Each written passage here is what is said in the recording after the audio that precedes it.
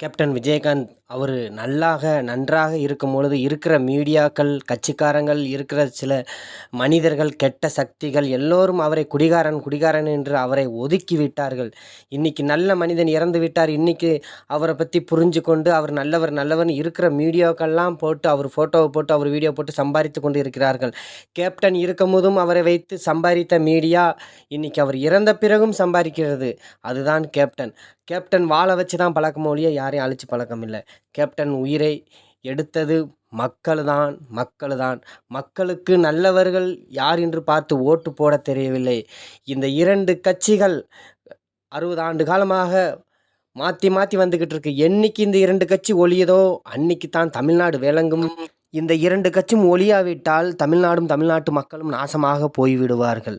அதாவது நல்ல மனிதன் காமராஜர் ஐயாவே தோற்கடித்து அவரை மறந்து விட்டார்கள்.